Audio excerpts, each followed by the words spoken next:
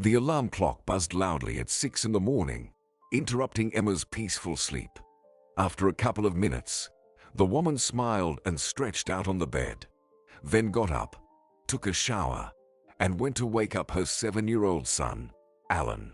She gently ran her fingers through his hair and murmured, "Alan, dear, wake up. You have to get ready for school. Open your eyes right now. Otherwise, we'll be late." The boy rubbed his eyes and didn't want to get up from the warm bed. "Mummy, can I stay in bed for 5 more minutes? But I won't eat disgusting porridge. And I don't want to go to your work after school. It's boring there." Emma tried to persuade her disgruntled son. "Okay, no porridge for breakfast today. I made an omelette. Or you can have tea and a sandwich. But my driver will bring you to my office after school anyway. You're too young to stay home alone.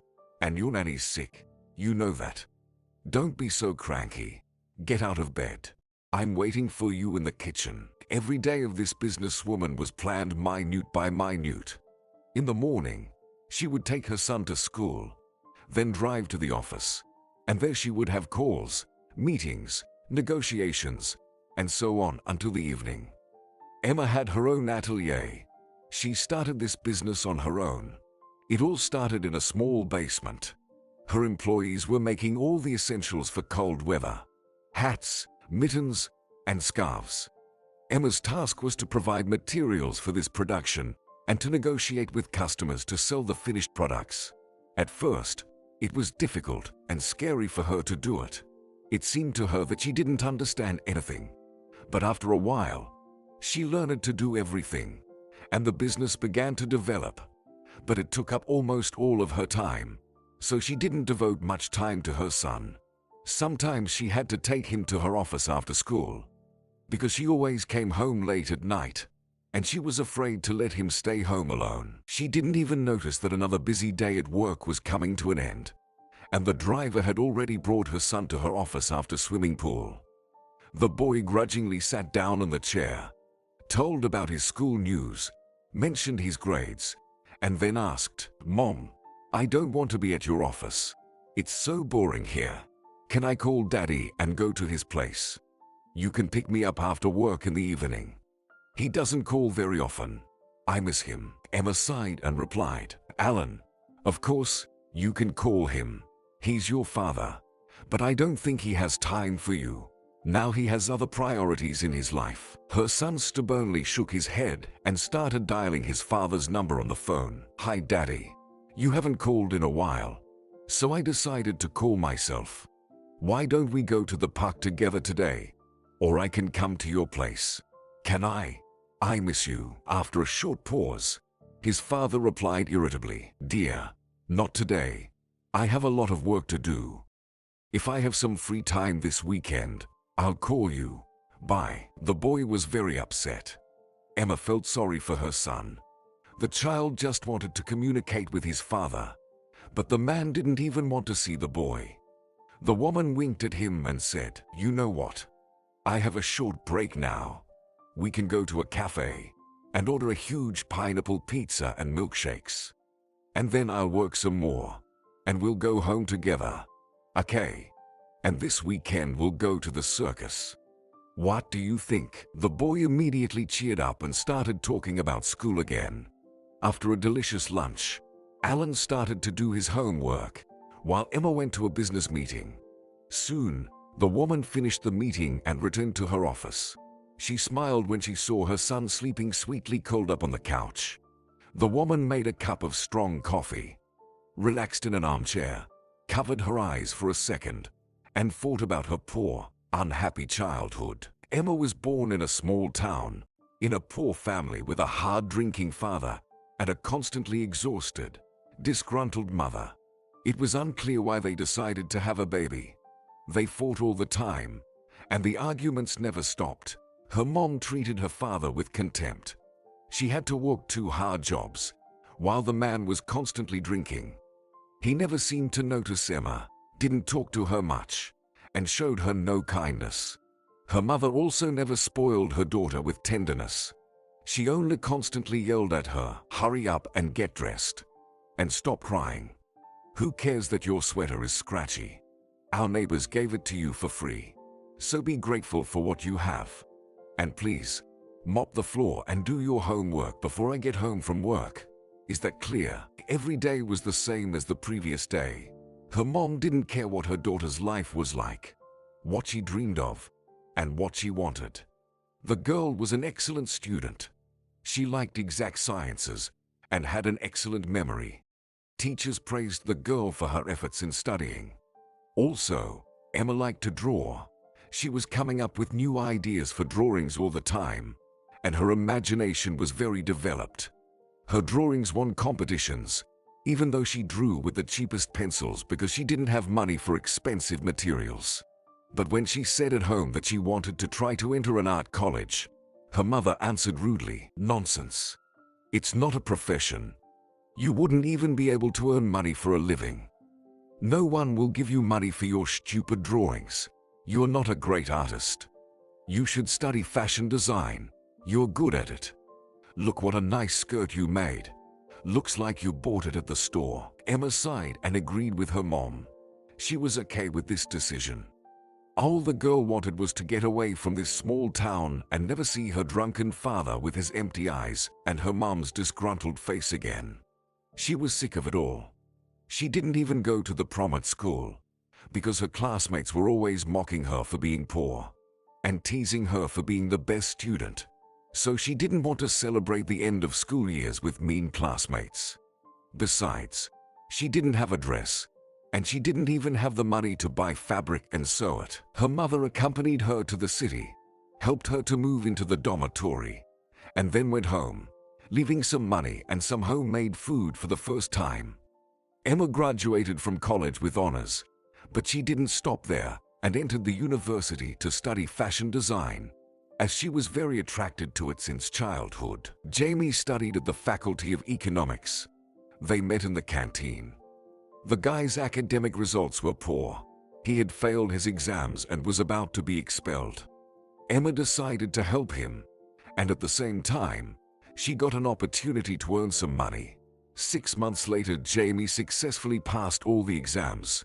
He was very grateful to the nice girl who managed to help him. They started dating, but as time went on, nothing changed. They had already gotten married, and her husband started a business. But Emma continued to take care of everything herself, checked all his accounting reports, and managed his business. Officially, they both were the owners of the company. But since the woman was about to have a baby, she rarely showed up at the office, and all the employees believed that it was Jamie who managed everything so wisely in the company, and his wife only helped him a little. At first, everything was fine. The son was growing up. The business was making good money, and family life seemed to be getting better. But soon Jamie became bored. He was sick of everything, and he no longer wanted Emma as passionately as before. Now he lived with Emma only because of the child, but he desperately wanted to fall in love again, to get new emotions. That's when his mistress, Christina, came into his life. They met when he decided to give her a ride home when it was raining outside and she was standing in a wet dress at the bus stop. He noticed the girl's dress that clung to her young body and showed all her curves. Christina was grateful and invited the stranger home for a cup of coffee. Jamie returned home in the morning. It was the first time in his life that he had cheated on his wife. From that day on, he started seeing Christina more and more often. He would tell his wife that he had a lot of work to do at the office and lied about business trips. He even stopped noticing his son. He enjoyed his tumultuous affair with Christina and didn't notice anything at all. Of course, Emma understood what was going on. She cried at night from helplessness, jealousy, and resentment, and tried to talk to her husband frankly. She didn't want to continue living with him, knowing he was cheating on her. But Jamie denied everything and made up all sorts of excuses. There was no more tenderness, affection, and warmth in their family. Jamie didn't even spend time with his son anymore. He seemed to have forgotten the child even existed. But still, Emma hoped that it was just a temporary crisis in the family, that her husband would soon come to his senses and everything would get better. She loved him as before and didn't want a divorce. Continued to live with her husband for the sake of her son because the boy needed a father. But when Alan turned 5 years old, Jamie left them, and he did it in a cowardly way. While Emma was at the zoo with her son, he quickly packed his belongings and left, leaving a note on the table. "I'm sorry. I'm leaving. I fell in love with another woman a long time ago. I'll file for divorce myself." Emma couldn't understand her husband. He didn't even say goodbye to his son. How could he do this to his family? She struggled to hold back her tears as she explained to the boy why his father would no longer live with them. But at night, she cried with despair. She desperately wanted to call her husband and beg Jamie to come to his senses and return to the family. She couldn't believe he had abandoned his family because of a young girl. But that wasn't the worst part. At the court, it turned out that Jamie registered the whole business in his name. He asked his wife to sign the necessary papers. She trusted him, so she didn't check what she was signing. Fortunately, he left the apartment to his wife and son. Emma was very upset. She could not believe in such betrayal and cried for a long time. Her son kept asking when Daddy would come back and why he didn't call them. Emma didn't know what to say. She couldn't tell her son that Daddy had a mistress and decided to live with her. Soon, the woman got angry, scolded herself for being depressed, and decided to start her own business. She decided to do what she had always dreamed of, opened her own atelier, and started designing clothes. Her university friend, who was now a successful businessman, helped her. He borrowed some money. Emma was really nervous because it was a lot of money, and she wasn't sure whether she would be able to pay back the money and whether her business would make a profit. At first, she purchased expensive machines and materials, hired experienced seamstresses, and rented a basement. Gradually, the business began to make a profit. They were making high-quality jackets and coats. The clothes were really nice and comfortable, and sales were growing. Emma managed to pay off the debt quite quickly. Of course, it was taking a lot of time. She was exhausted and didn't have enough time to devote to her son. Emma could afford to buy her son the best of everything. Her child didn't lack anything. It was very important for her. She tried to give her son everything that her parents could not give her: love, affection, and care. Suddenly, a co-worker knocked on the office door, pulling Emma out of her memories, and the woman went to the sewing room. As she left the office, she looked at her son. Alan was still asleep. When the boy woke up, the woman had not yet returned. He rubbed his eyes sleepily, took out a math notebook from his backpack, and began to do his homework. But very soon the boy got bored. He looked sadly out the window. All the child wanted was to go for a walk and play. Alan decided to go outside just for a few minutes while his mom was not in the office. He walked along the street, looked around, and suddenly noticed a playground on the other side of the road. There was a slide, swings, and pull-up bars. The child decided to quickly go down the slide a few times and then go back to the office so that his mom wouldn't find out that he had gone outside without asking her. Alan excitedly headed to the playground and didn't notice the car driving down the road. The brakes of the car squealed, and someone's strong hand grabbed the boy by his sweater and dragged him to the side of the road. The boy was very frightened and cried. The car had almost hit him. A stranger with a beard and a funny knitted hat began to scold him in a rough voice. "Why don't you look around when you cross the road? You almost got hit by a car. All right, stop crying. What's your name?" The child replied quietly. "My name is Alan. Where do you live?" "Alan, I'll walk you home." "By the way, why are you working here alone?" "My mom works in that building. I went outside without asking her. She'll probably scold me. I only wanted to go down the slide." After these words, the boy cried even louder. The stranger felt sorry for Alan, took him by the hand, and said with a wink, "That's it, boy. Don't cry. Mommy will forgive you. Don't be afraid. Come on, I'll take you to her office. Emma solved all the business issues and returned to her office. When she saw that her son was not there, she got worried. Where is he? Where had he gone? She started looking for him around the building, and after checking all the rooms and toilets, she realized that Alan was nowhere to be found. He had never left without asking her before. The woman panicked and ran outside. The security guard followed her, and then they saw Alan walking towards the building with some strange man. Without realizing what was going on, Emma ran up to him and started yelling at the stranger. "Who the hell are you? What do you want from my son? Get away from him, or I'll call the police." But the boy immediately protested. "Mom, don't yell at him. This mister saved me. I almost got hit by a car on the road. I didn't see it. He pulled me to the sidewalk. Don't scold him. It was my fault. Forgive me. I'll never go outside alone again." Emma hugged her son tightly and said, "Alan, I was so scared. Don't ever do that again. Do you understand? You're the most precious person in my life. I can't let anything bad happen to you." Then she looked at the stranger and felt ashamed of her behavior. "Please forgive me. I yelled at you without understanding what happened. Thank you for saving my son." I left the office for a while, and when I came back, he was gone. "I'm so grateful to you. What can I do for you? Maybe you need money. Please take it." She tried to give him some cash, but the man refused to take it and said sharply, "No, I don't need your money. But if you could help me find a job, I'd be grateful. Do you have any job for me? I'm ready to do anything. I really want to start a new life, you know. I'm tired of living like this." "Andrew, your co-worker retired recently. Why don't we hire this man?" He frowned and muttered, "You're the boss. We'll do whatever you say. But I don't like this idea. He might start stealing or drinking at work. I won't be able to trust him." "You're right. It's a risk. But still, let him walk for 3 months on probation, and then we'll see." The woman replied calmly, "Mister, what is your name? Do you have an ID?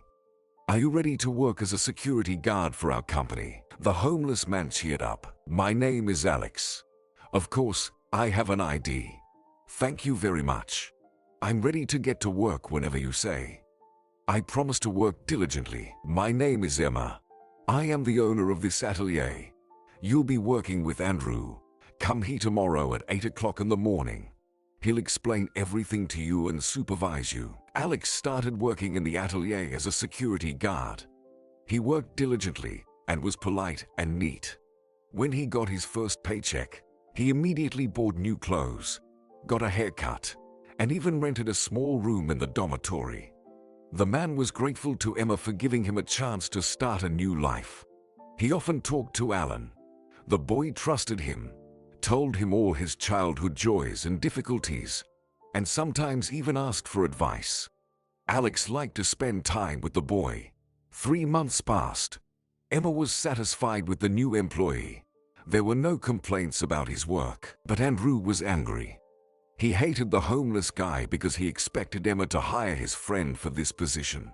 So Andrew came up with a plan to fire Alex. One day, when it was Alex's shift, there was a scandal. Andrew called Emma and told her that he found important papers in Alex's pocket with payment records and invoices. "Emma, look what's going on in your atelier. This man stole your papers. Probably he decided to sell them to someone. You should fire him. Remember when I told you he'd start stealing? It happened. I warned you." The woman looked at Alex incomprehensibly.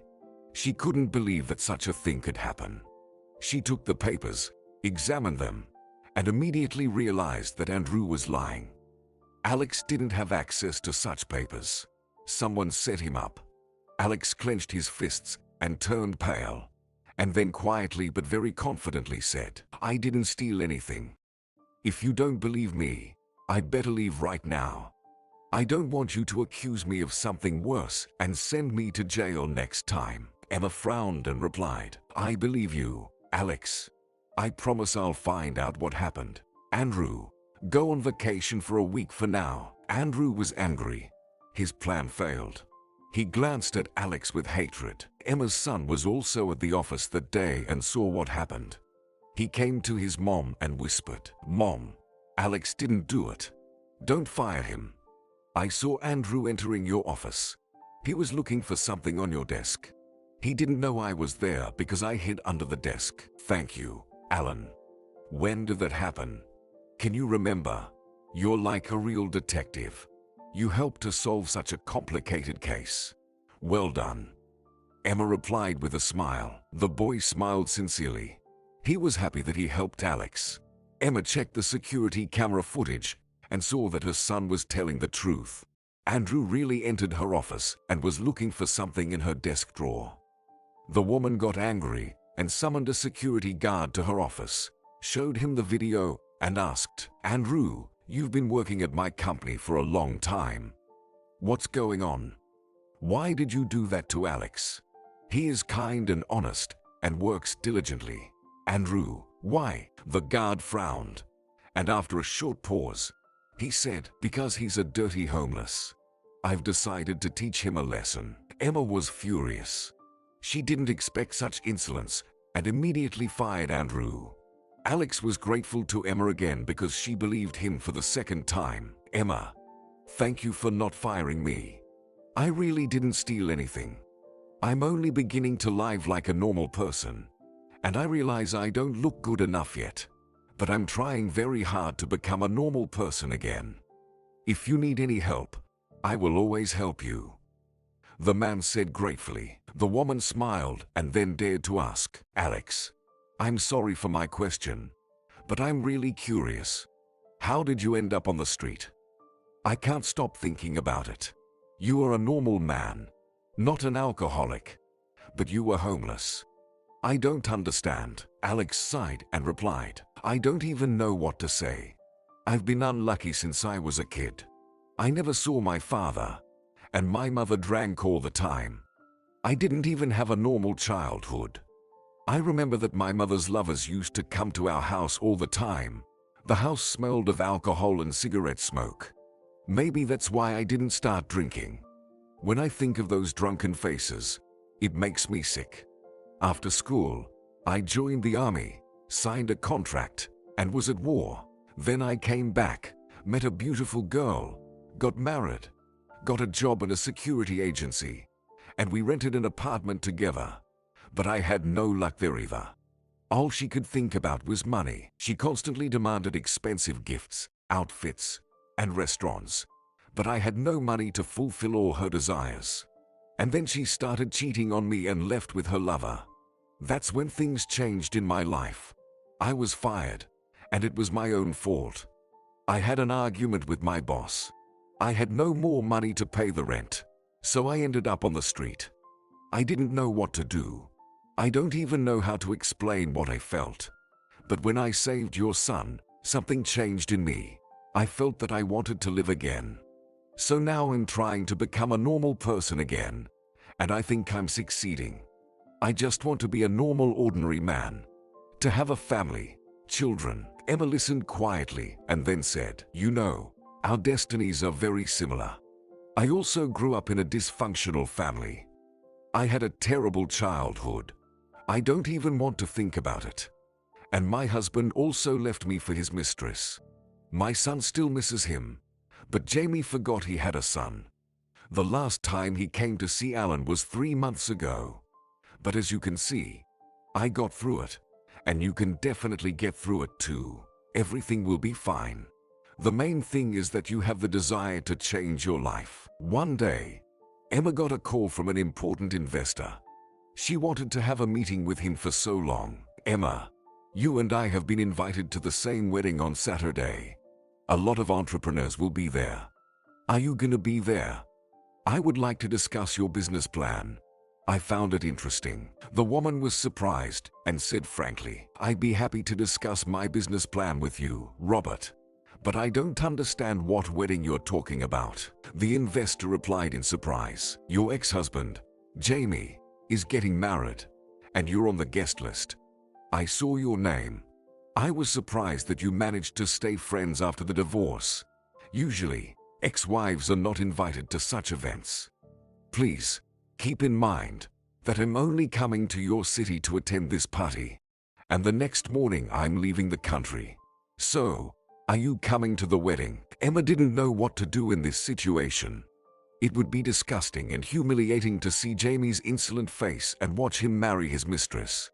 But she couldn't miss an opportunity to talk to an investor. So she said resolutely, "Of course, I will definitely come to Jamie's wedding." After the phone call, Emma checked her email and saw an invitation to the wedding. It's weird. Why would Jamie invite me to the wedding? He doesn't even want to communicate with his son. Has he come to his senses and decided to start communicating for the sake of Alan? Or he just wants to humiliate me? Anyway, I have to go to this damn wedding. Emma didn't want to go there. She imagined her ex-husband's satisfied face. Jamie marrying a young mistress. But Emma still hadn't found a man. Of course, it would be better for her to come with her fiancé. But where would she find a fiancé until next Saturday? And then, she decided to ask Alex for help. He was probably the only person who could help her now. She had no other friends because when you own a business, it's hard to be friends with anyone. Everyone competes with each other. The woman entered the security room. Alex was checking the security camera footage at that moment. Emma said hello and asked for a favor, even though she felt awkward. "Alex, you once told me that if I needed help, I could always turn to you. Well, I need help now more than ever." "Sure, just tell me what I have to do. I will definitely help you." The man immediately replied. The woman explained the situation in detail and asked, "Please pretend to be my fiancé. It's very important to me. Just for one night, I'll do anything for you. But the guests will quickly realize that I'm not from the business world, and that could make things even worse," he said. Emma replied hopefully, "Don't worry. We won't be there all night. I just want my ex-husband to see me and regret leaving me and my son. And I also have a business meeting there. An important investor will be there. Your job is to talk less and just be near me. We'll buy you a nice suit and make up a story about us." They spent the whole week preparing for the wedding. Emma took Alex to the beauty salon. They went shopping, and soon he really looked like a businessman. He was carefully learning a story about himself. They would tell everyone that Alex had a small company in another city and came here for business. The wedding day came. Many guests came to the expensive restaurant, and all of them were rich and well-known people. Emma entered the restaurant holding hands with Alex. They looked perfect together. The woman was wearing a long tight dress with an open back and high-heeled shoes, and her long hair flowed down her delicate shoulders. She looked gorgeous and noticed all the men's eyes on her. Alex also looked flawless. He had a stylish beard, was wearing a nice suit, and looked like an actor from a famous movie. They greeted all the guests and then walked up to the newlyweds. Emma smiled charmingly and said, "Jamie, congratulations on your big day. I hope this time you'll be able to find true happiness. This is a wedding gift from me and my fiancé Alex." "Congratulations, Jamie. I wish you to be as happy as Emma and I are.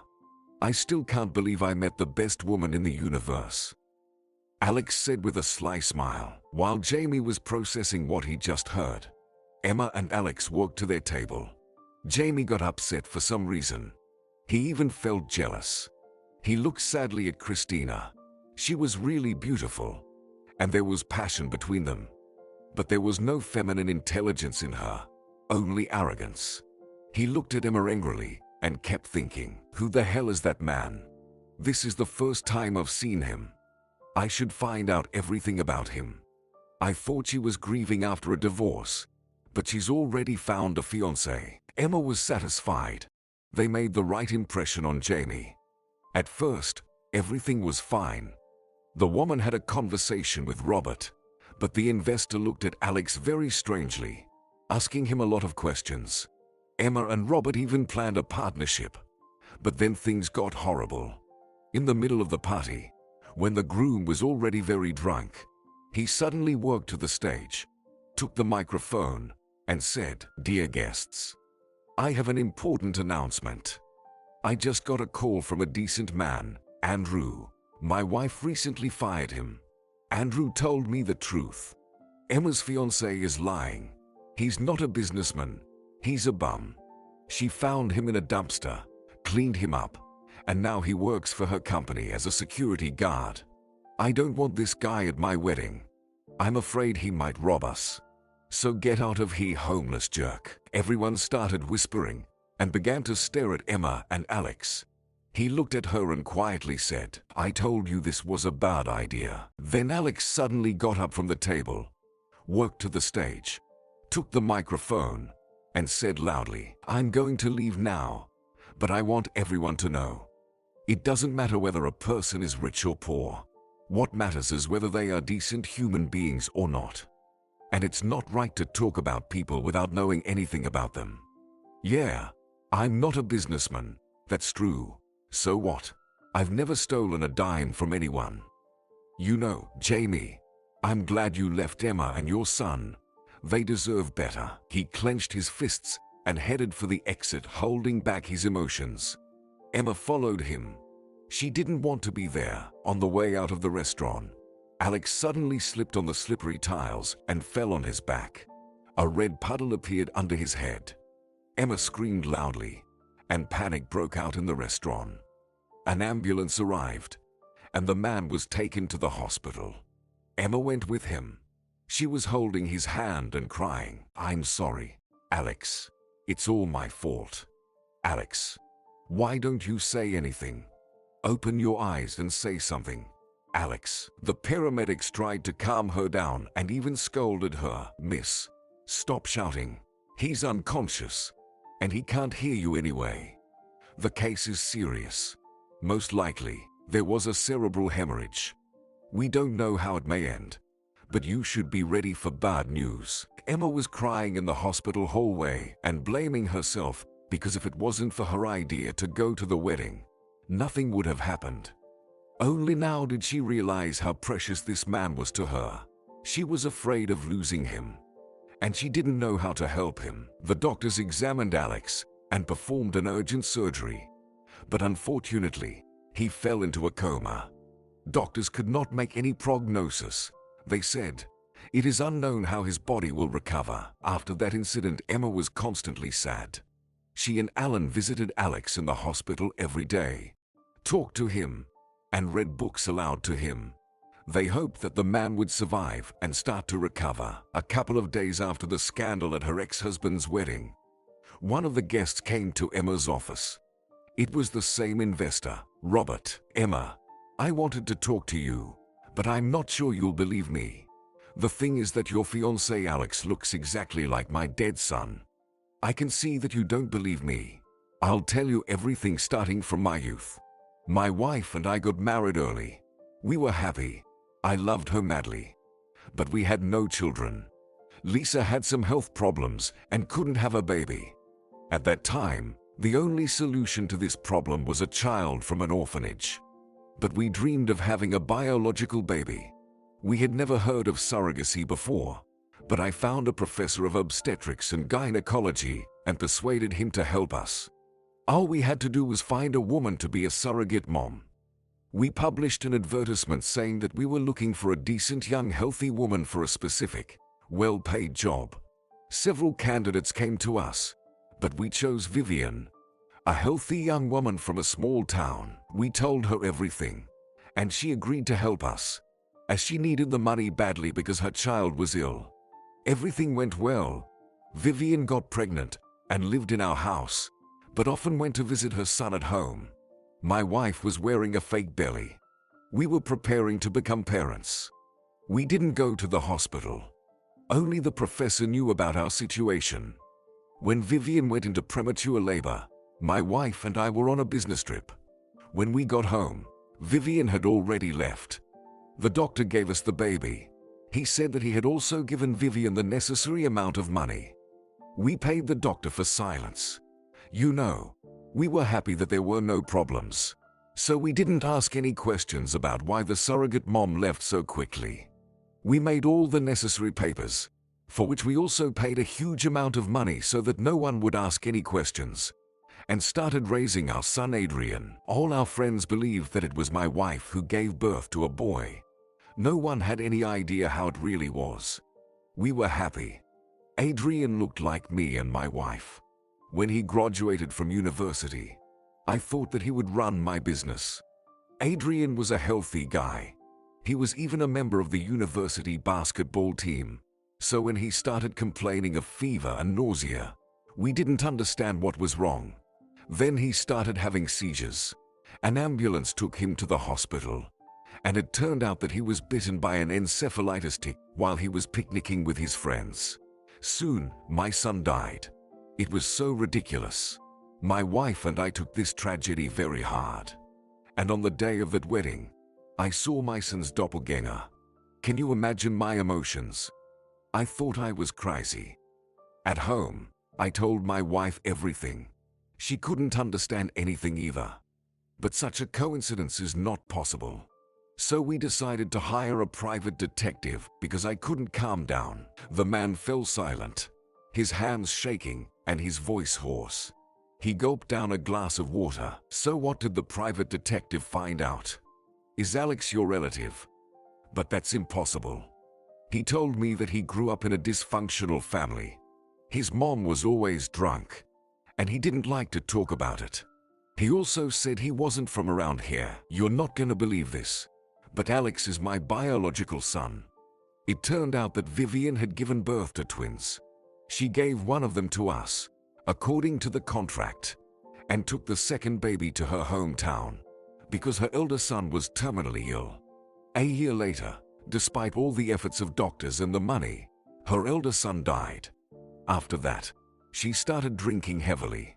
That's how Alex ended up in a dysfunctional family.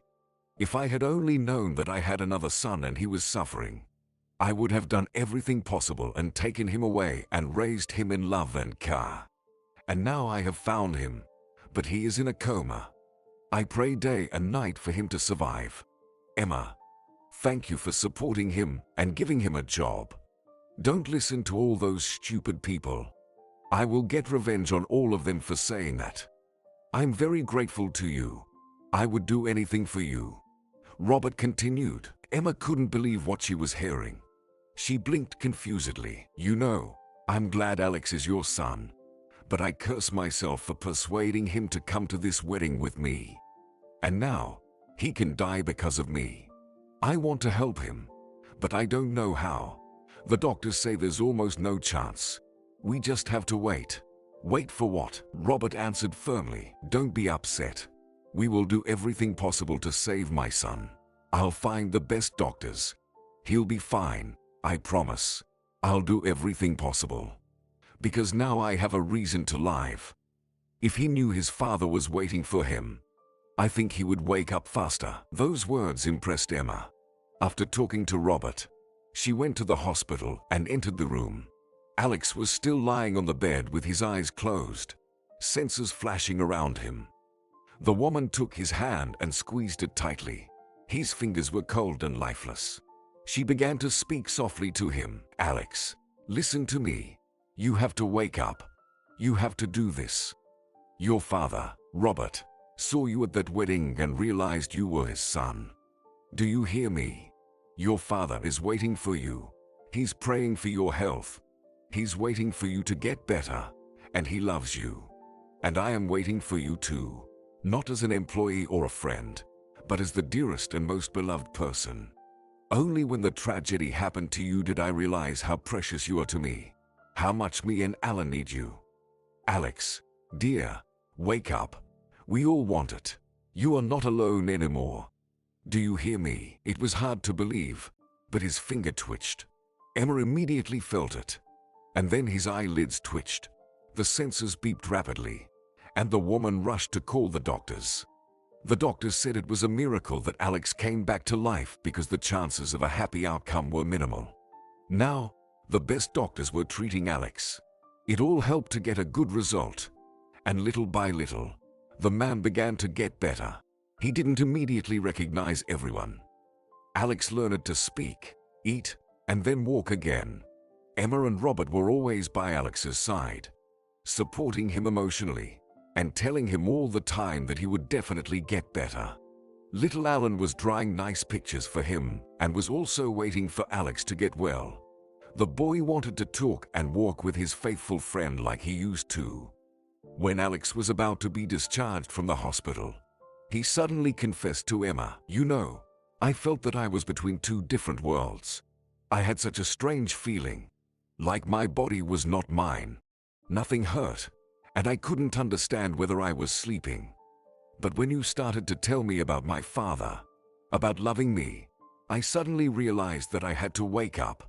I realized you were waiting for me in this world, and I knew I had to do everything I could to open my eyes. Emma, I wanted to ask you, did you tell me about love just to encourage me? I really like you. I've never met a woman like you before, but I forbid myself to think about you. I'm just a bum, and you're a successful businesswoman. I realized that nothing could happen between us. But what now? Tell me the truth. Don't give me false hope." Now Emma knew for sure what she felt and what she wanted. She had already discussed it with her son, and so she said confidently, "Now, Alex, I'm not letting you go anywhere. Alan fully supports me in this decision. We really need such a father and husband as you. And from the hospital, we'll go straight to our house. Does that answer suit you?" Alex couldn't hold back his emotions. He couldn't believe his happiness. The guy gently embraced Emma and kissed her timidly on the lips, looked into her eyes, and then they kissed each other passionately, putting all their love and emotions into this kiss. They both realized that they couldn't live without each other, and that they felt so good being together. But Alex had one more important meeting ahead of him, with his mother.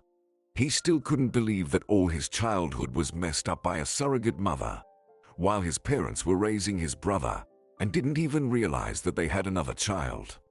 His father picked him up, and they headed to Robert's luxurious mansion. Alex was impressed by what he saw. There were exotic trees and beautiful fountains everywhere.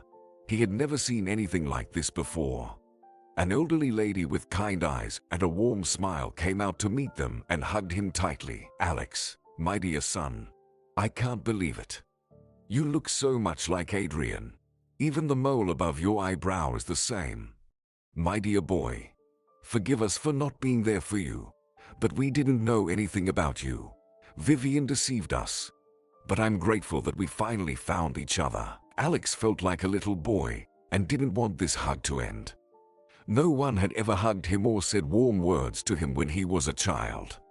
But now, when he was hugging his real mother, he felt so calm, so warm inside. He kissed his mom's hands and whispered, "I'm so happy you found me. My whole life before I met Emma and you was so unlucky. Sometimes, I didn't even want to live. I just didn't understand why. But now I want to do so much, to achieve something so that you can be proud of me." His father also wept and replied, "Everything is ahead of you, son. Now we won't lose each other. I will be happy if you agree to work in my company. I will teach you everything, and over time you will run our business. But why did you come here without your bags? I thought you were moving into our house." "Dad, Emma and I love each other, and I'm going to live with her. I love Emma and her son very much, and I want to become the most faithful, the best husband and father for them. I hope you will understand and support me." Alex answered honestly. Robert shook his hand and said, "That's the right decision. Son, family is the most important thing. I wish you happiness. I know Emma. She is a great woman. I think we will even increase our assets because we will be relatives. I also know her ex-husband. He's a terrible person. She had a hard time with him. But Emma is a strong woman. She even managed to start her own business. But I think it's not easy for her to manage her business and devote time to her child. Let her have some rest. Make her feel like a woman again. You know what I mean. You know, come to dinner tonight all together. We would love to meet our grandson. I would love to spend time with him." Alex started to live with Emma and Alan, and from the first day, he felt needed in this house. The boy was very happy. He lacked fatherly attention, so he constantly followed Alex. But the man was not annoyed. On the contrary, he patiently taught the child everything and felt himself a real father. The relationship with Emma was also good. Alex remembered his father's words and tried to be tender and caring with his beloved. He gave her relaxing massage, listened to all her problems, and tried to solve them, always being by her side. The woman could not believe it, because her ex-husband had never cared for her like that. It was she who did everything for him. She was like a servant to him. So she had enjoyed such sincere love from Alex. And now she was happy that Jamie had left her. Otherwise, she would still be crying at night and suffering from her husband's cheating. Jamie had a fight with his new wife after the scandal at their wedding. Christina was mad and kept yelling, "Are you happy now? You wanted to humiliate your ex-wife, but you humiliated me. Well done. Why did you even invite her to our wedding? None of the guests even paid attention to me. Everyone was talking about your ex-wife and her boyfriend. Is that what you wanted? And then that homeless guy ended up in the hospital. I'll remember that day forever. But it wasn't the wedding I dreamed of. Thank you, Jamie. It was a great start to our married life." Jamie realized that things didn't work out the way he planned. He got drunk and started insulting Alex, showing that he still cared about Emma. Why did he even start that scandal? He wanted to hurt Emma, to humiliate her, but ended up humiliating himself. Moreover, the homeless man turned out to be the son of a powerful businessman. Alex already works for his father's company, and now everyone respects him. Family life with Christina began with a scandal, and after the wedding, their relationship worsened a lot. The cunning woman looked at her lover from a different angle. He was a good lover. He promised her a luxurious life, but it turned out that he was a bad businessman. His company made almost no profit and could soon go bankrupt. Christina dreamed of a comfortable life, beauty salons, and vacations abroad, but she only had to comfort her husband and listen to his promises that soon everything would be fine. The young and ambitious woman was not happy with such a family life and immediately found a more promising lover, Jamie's competitor. Christina really could easily charm any man. Her new lover persuaded Christina to steal the necessary papers from Jamie's office, and with the help of these papers, he seized his company. Jamie lost everything. His wife cheated on him and left with her new lover for the Maldives, and he was left with no family and no business. The man finally realized that Emma was the one who ran his business, and without her, the company ceased to exist. Jamie thought about his ex-wife again. He regretted that he had left her and married cunning Christina. The man decided to get his wife back by any means.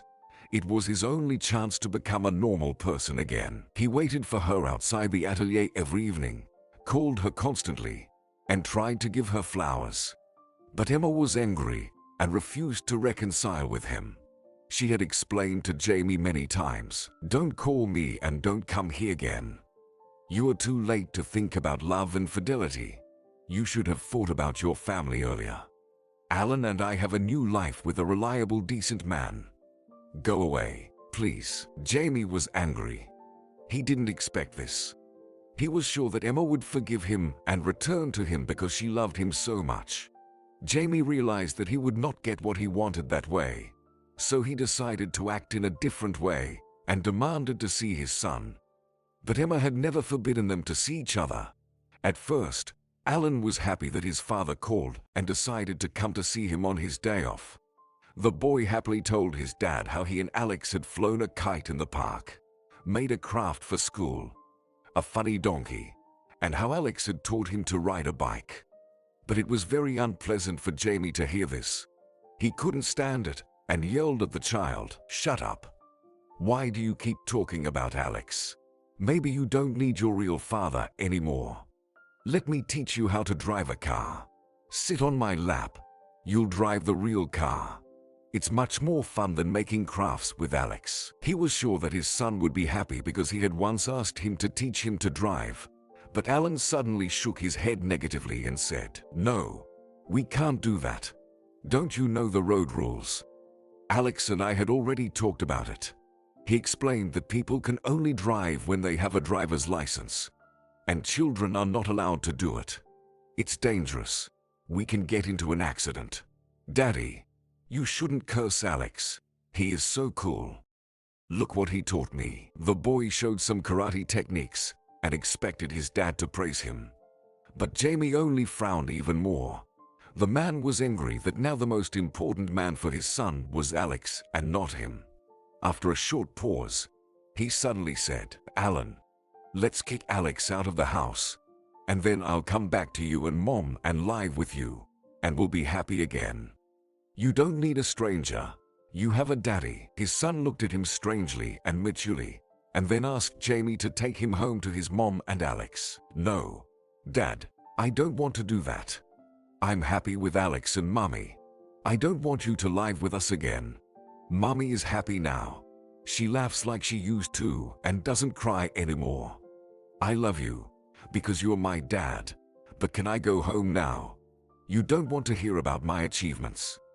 I was hoping you'd praise me." Jamie realized that it was a bad idea to talk to the child like that and discuss adult topics.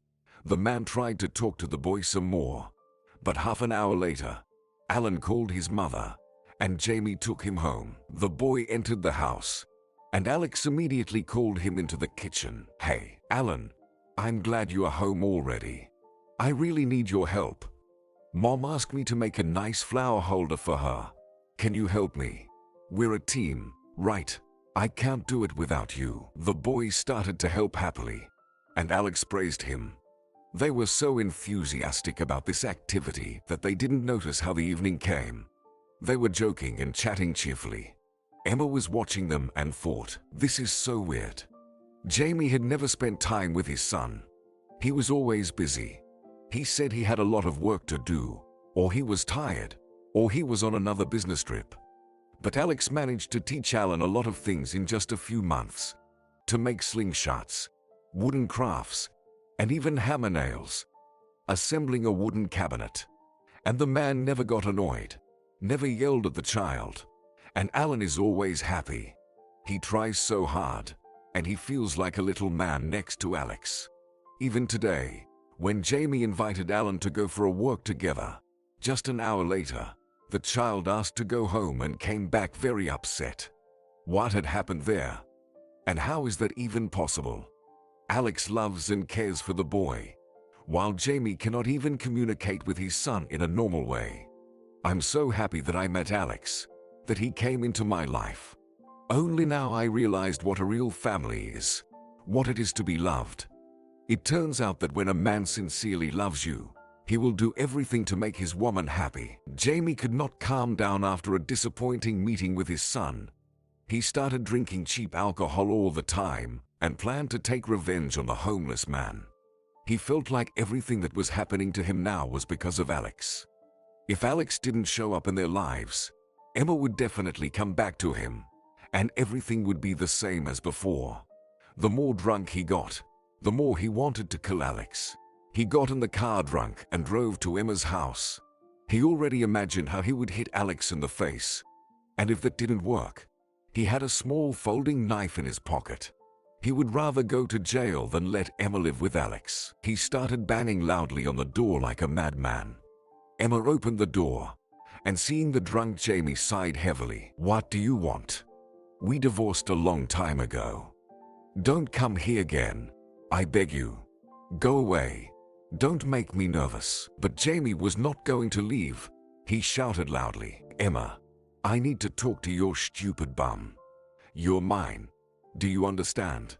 I want him to leave our house." Alex ran out of the room. A frightened Alan looked out from behind him and whispered, "Dad, are you drunk? I'm scared. Go away." Alex told Emma firmly, "Go inside. Calm Alan down. I'll be right back." But the woman felt that Jamie was strange. She could see it in his eyes. They were crazy. She immediately called the police. The woman tried to help her beloved, but she couldn't leave her son alone either. He got scared and cried. So Emma quickly took her son to a neighbor's house and returned to the yard. Drunk Jamie attacked Alex with a knife and shouted, "I'm not giving you Emma. Get out of our lives. I'm her husband, and you're just a nobody. I'll kill you." But Alex was not afraid. He grew up in a dysfunctional family and went to a public school in a small town, so he knew how to fight. Besides, he had served in the army for a long time. He deftly grabbed Jamie and knocked him to the ground face down. The drunken man screamed from the pain in his arms, and Alex said to him, "Listen to me. You can't force anyone to fall in or out of love. Do you understand it? Emma doesn't love you anymore. You cheated on her, and you tried to humiliate her. So why do you want to get her back? She won't be happy with you. You're selfish. You don't even need your son. You don't want to communicate with him, because to raise a child, you need patience and time. You need to make an effort.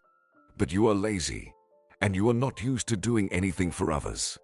You are used to having others fulfill all your desires. Anyway, if you come here again, or even call Emma, you'll go to jail. If necessary, I'll ask my father to help me. He has some useful connections." Jamie cried out in pain and despair, because Alex was telling him the truth, and Jamie had nothing to say to justify himself. At that moment, the police arrived. Jamie was taken to the police station. Alex shook off his clothes and hugged Emma, whispering to her, "I won't let anyone hurt you and Alan. Don't be afraid. And remember that I love you both. Okay, let's go. Alan is really scared. We need to comfort him." Emma hugged him, kissed and said, "I feel so calm, so good when you are by my side." Alex picked up the boy from the neighbor's place, hugged him, and said confidently, looking into his eyes, "You're more than a son to me. Alan, you're the most precious person to me. Never be afraid. And remember that I'll always protect you. Don't cry. Calm down. Your dad will never come again. Let's order a pizza and watch a good movie together. What kind of movie would you like to watch?" The boy immediately wiped away his tears, turned on the TV, and chose his favorite movie. They snuggled on the bed and enjoyed watching it. The three of them had a wonderful time together. They were a real family, where everyone protected each other.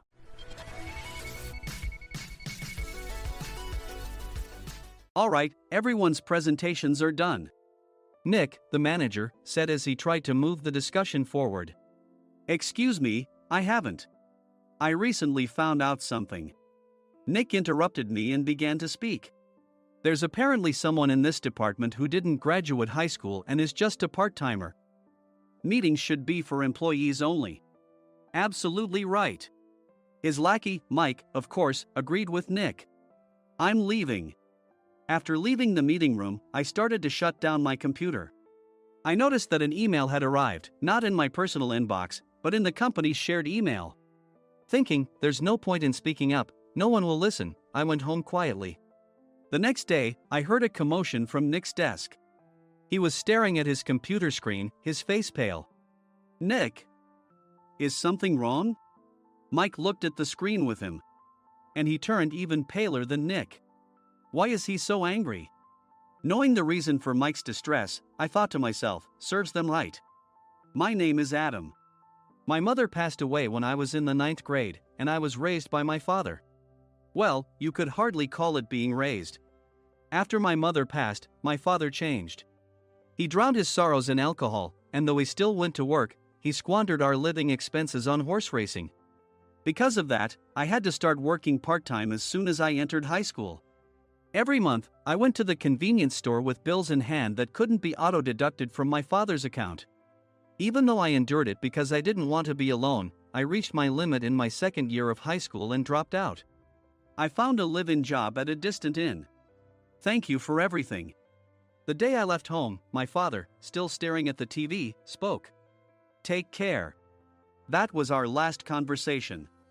Back then, 18 wasn't the age of majority, so I needed my father's permission to work, and I couldn't hide my place of employment. Yet, my father never visited me even once. I kept working just to survive, and before I knew it, I was 42. Years of hard work paid off, and I was transferred to the headquarters. I was thrilled to be recognized by the company, as I thought I'd be working in the field until retirement due to my lack of formal education. Listen up. Our work can change the future of our employees. Don't drag us down. On my first day after the transfer, Nick, dressed in an expensive suit, spoke sternly. There was a reason for this. Our inn was located in a prominent tourist destination, known so well that everyone in the state could sing its commercial jingle.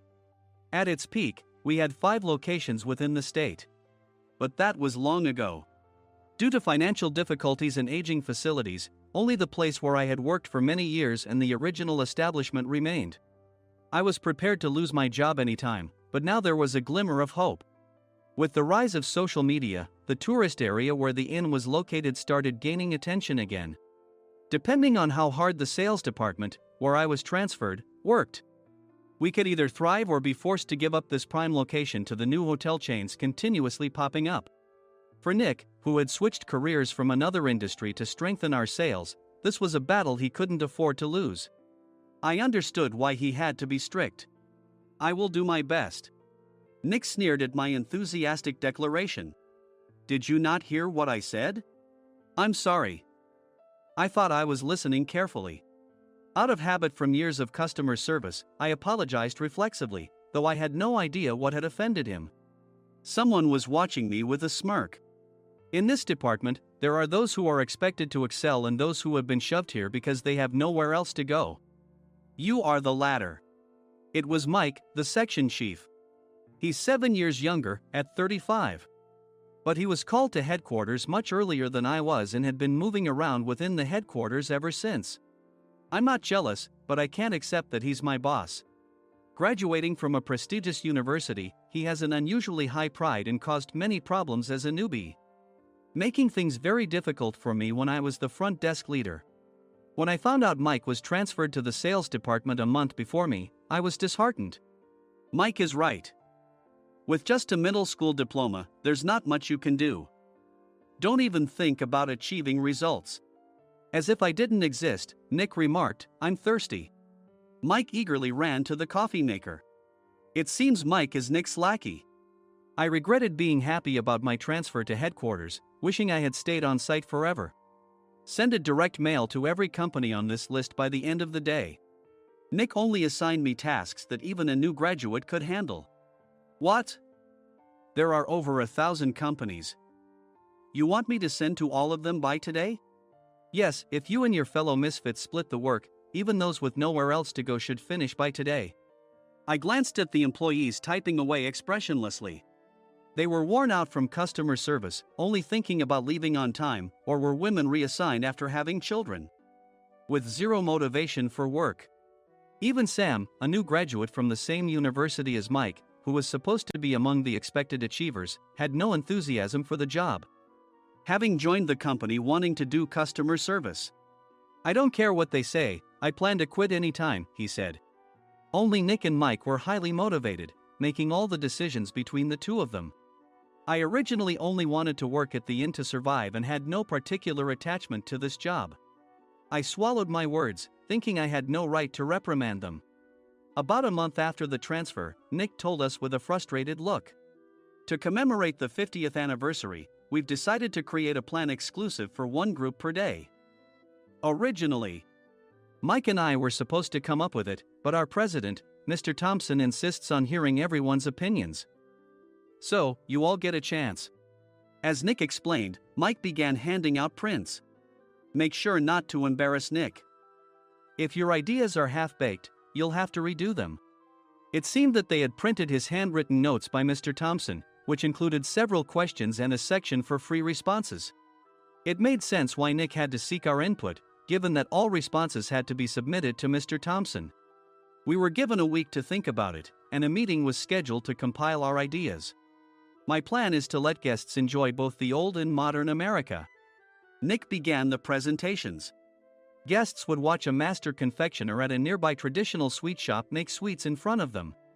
The welcome drink would be premium tea in a bottle. Nick's plan was certainly attractive. After his presentation, Nick called on us to present in the order we were seated. Just as I stood up for my turn. All right, everyone's presentations are done. Excuse me, I haven't. I recently found out something. Nick interrupted me. There's someone in this department who didn't graduate high school and is just a part-timer. He was likely talking about me. I joined the company as a part-timer and was made a full-time employee when I turned 20. That was 20 years ago, so Nick and Mike probably had no chance to know until recently. Meetings should be for employees only. Absolutely right. After that, Nick kept creating opportunities to solicit everyone's opinions, purposefully excluding me from speaking. The meeting unexpectedly heated up and went past the scheduled end time. A few people asked to leave, and the discussion continued with the remaining few. Still here? Normally, you'd leave in that situation. Though I had no attachment to the job initially, hearing kind words from customers made me want to make them happier. For someone like me, with nowhere to go, the inn was my home and customer service was my life. I felt pathetic about my current self. I'm leaving. I left the conference room and started shutting down my computer. I noticed an email had arrived, not in my personal inbox, but in the company's shared email. Thinking no one would listen to what I had to say anyway, I quietly went home. The next day, while preparing the DM as instructed, I heard a commotion from Nick's desk. In his haste to stand up, he hit his knee on the desk. He stared at his computer screen, his face pale. Nick! What's wrong? Mike, thinking he should be the first to rush over, approached Nick while still wearing his coat. He peered at the screen with Nick. And he turned even paler than Nick. Why is he so angry? Who is responsible for this company? Nick, more irritated than ever, asked, and Mike answered without checking. Probably Sam. Sam wasn't there because he was attending a morning training session for new hires. Nick gave up on getting angry and returned his gaze to the screen. They were looking at an email that arrived right after the end of the working day yesterday. Apparently, no one, including me, had checked it before leaving. The email was from a large company that used us for their annual employee trips. The president and executives of that company also frequently used our services personally. President of the company, Mr. Mason himself had declared that neither he nor his company would ever use our services again. Well, some companies cancel their employee trips or stop using our services due to financial struggles. Let's just move on. Mike kept wiping the sweat from his forehead with a handkerchief. Knowing why Mike was so agitated, I quietly watched their interaction. Do you know how much revenue we get from that company? We can find other guests to fill the rooms, but we'll lose the banquet costs, gift shop revenue, rental car fees, and more. Moreover, the gifts were supposed to be prepared by the traditional confectionery shop involved in Nick's proposed plan. If it's known that we incurred such a huge loss at this critical time, Nick's position in the company would be jeopardized. Nick took a deep breath, seemingly trying to calm himself. All right, Mike. Go to New York right now and apologize to Mr. Mason. What? You're coming with me, right? I have urgent work to do. I trust you, which is why I'm entrusting this to you. Please. Mike, believing Nick's sincerity, agreed with a determined look on his face, saying, yes. That's Nick for you. Even if Mike went to apologize, Nick would shift all the blame onto him if the client didn't change their mind. Well, it was Mike's fault to begin with, so it served him right. About 3 hours later, Sam answered a call from somewhere and repeatedly apologized, saying, I'm very sorry. Everyone watched to see what was happening. After ending the call, he informed Nick with a weary tone. When Mike arrived at the client's company, he only made things worse, further infuriating Mr. Mason. He was demanding, get his boss here immediately. It was no wonder Sam was exhausted, dealing with such a call right after returning from training. What is that idiot doing? All right, Adam, you're coming with me. If sacrificing Mike didn't work, then I must be next. Normally, I'd want to refuse at all costs, but I saw an opportunity in this situation. If I can be of assistance, I'd be happy to join you.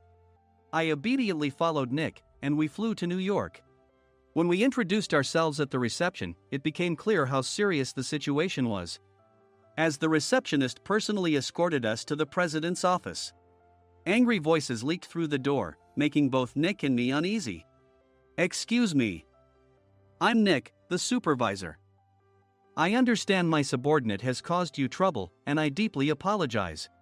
Nick, with his experience in the corporate world, knew enough to offer an apology before excuses. However, his customer service skills left much to be desired.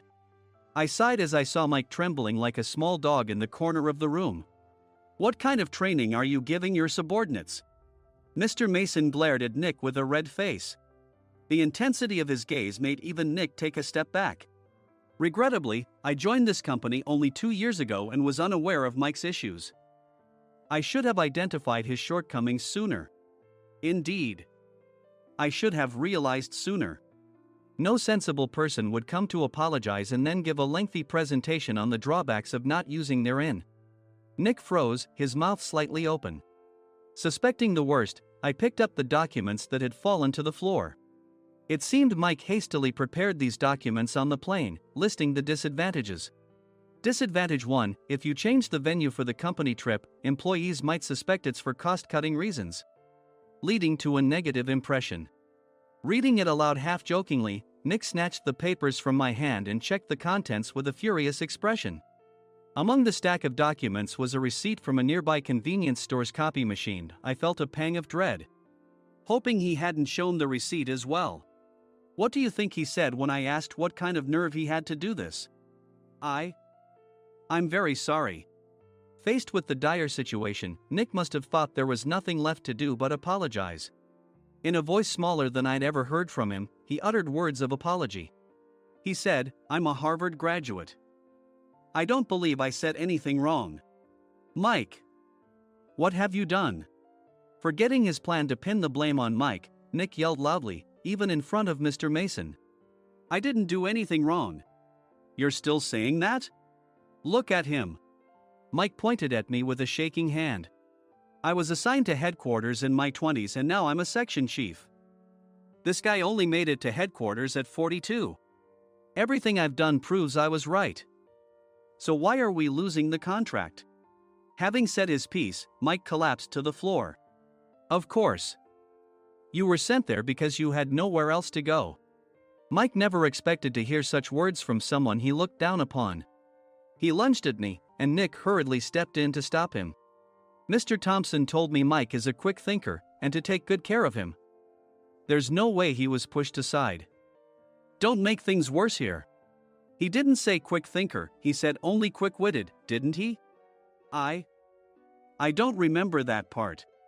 I recalled the many troubles Mike caused when he was a newbie.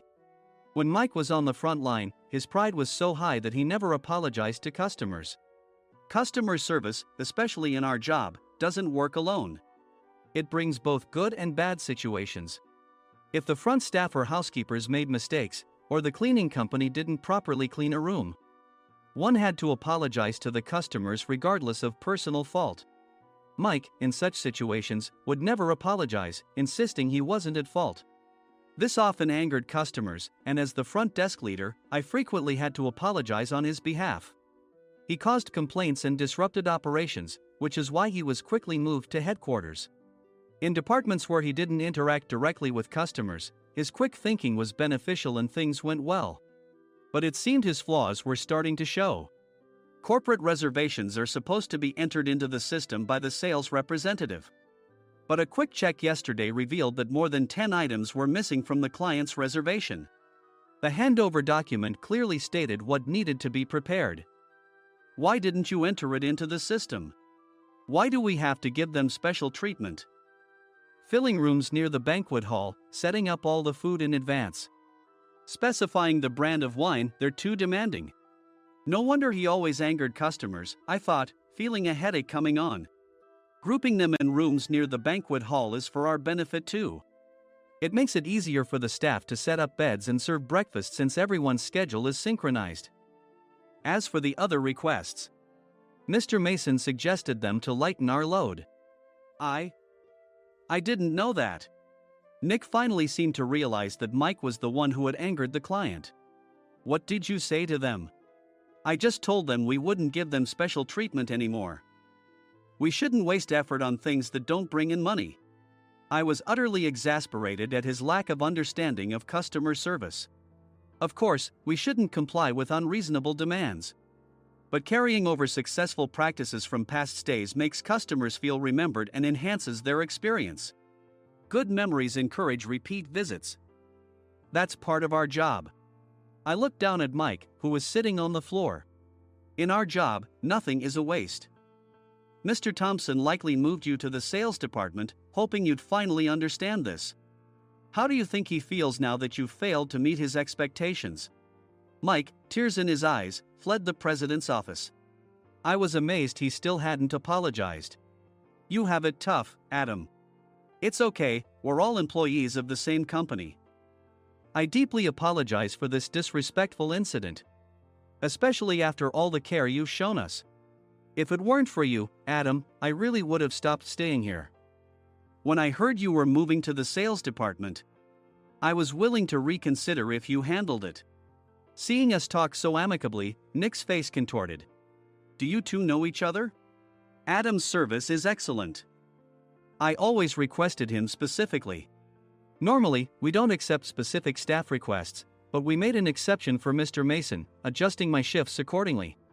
He had personally stayed at our hotel just before my transfer, and during casual conversation, I mentioned, I'm moving to the sales department soon.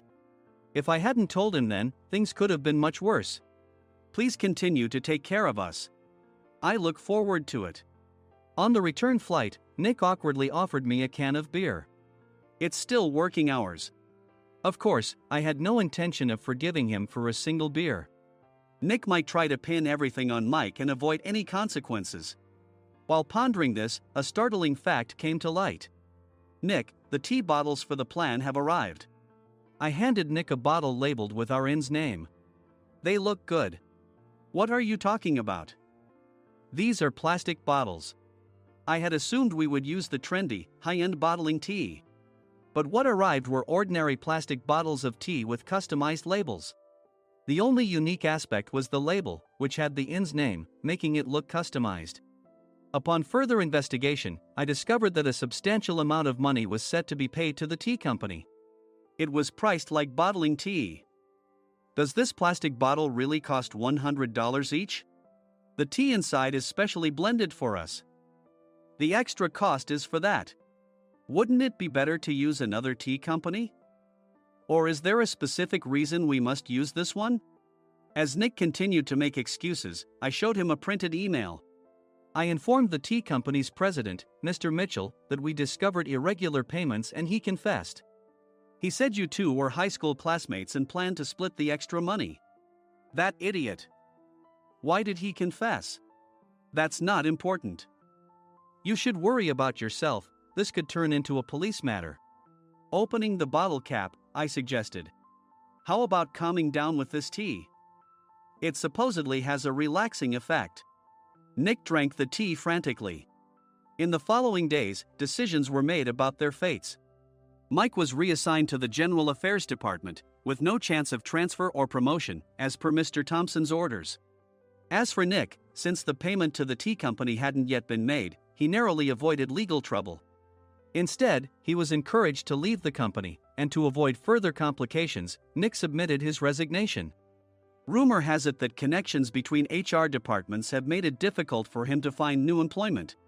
Even though it was good to have those two gone, something unexpected happened in the sales department. Everyone became motivated and united in refining the 50th anniversary plan. In the end, my plan was adopted. We collaborated with the Tourist Information Center to provide personalized guides. The plan, tailored to the number of guests, was truly special for the 50th anniversary. Hey, is Adam's family coming to stay?